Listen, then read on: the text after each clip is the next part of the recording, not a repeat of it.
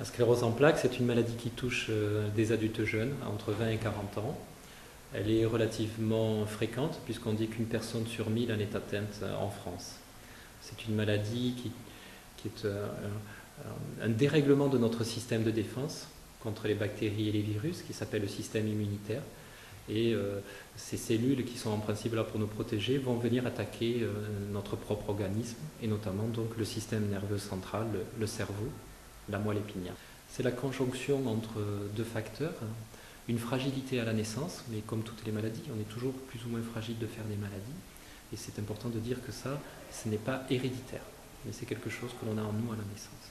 Et ensuite, tout au long de sa vie, notamment dans la petite enfance, on rencontre des facteurs d'environnement autour de nous qui, petit à petit, se surajoutent pour arriver à la maladie.